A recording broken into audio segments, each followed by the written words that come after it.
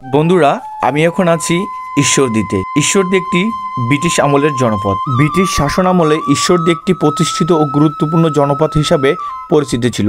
তৎকালীন ব্রিটিশ সরকার এখানে বাংলাদেশের গুরুত্বপূর্ণ স্থাপনাগুলো নির্মাণ করেন।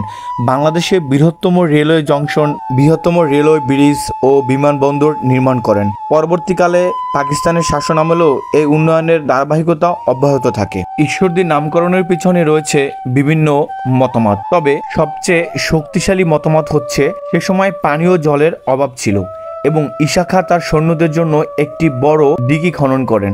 এই লেক বা দিঘির ঈসার দিঘি নামে পরিচিত ছিল। কালক্রমে সেটি ঈশ্বরদী নামে পরিচিতি লাভ করে। তবে আরও একটি মতামত প্রচলিত রয়েছে, এখানে ঈসা খাঁর রাজস্ব কর্মচারীরা বসবাস করতেন এবং রাজস্ব আদায় করতেন। ঈসা খাঁ এখানে অনেকবার গমন করেছেন।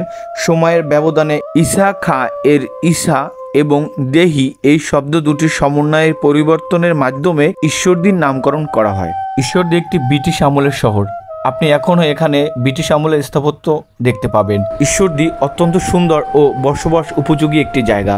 আমার খুবই ভালো লেগেছে এখানের মানুষ, পরিবেশ, মানুষের আচার ব্যবহার, ভালোবাসা আমাকে মুগ্ধ করেছে। ঈশ্বরদীর নাম করা ফল হচ্ছে লিচু। এছাড়াও এখানে ধান, গম, পাট, আখ বিভিন্ন ধরনের ফসল উৎপাদন করা হয়। ঈশ্বরদীর যানবাহনের ভিতরে সবচেয়ে গুরুত্বপূর্ণ হচ্ছে ট্রেন। এখানে মানুষ ট্রেনে চড়তে বেশি পছন্দ করেন এবং উত্তরবঙ্গ তথা বগুড়া, দিনাজপুর, রংপুর, পঞ্চগড় এই অঞ্চলের মানুষের ঈশ্বরদী হয়েই ট্রেন যোগাযোগে যেতে হয়। এছাড়াও ঈশ্বরদীকে নিয়ে দেখানোর মতন এবং বলার মতন অনেক কিছুই রয়েছে, যা এই ছোট্ট ভিডিওতে সম্পূর্ণ বলা সম্ভব নয়।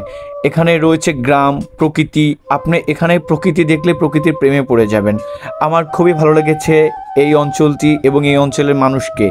যাই হোক, আজকের ভিডিওটি এই পর্যন্তই। সবাই ভালো লাগলে একটি শেয়ার করবেন এবং আমার পেজটি ফলো করে আমাকে সাপোর্ট করবেন।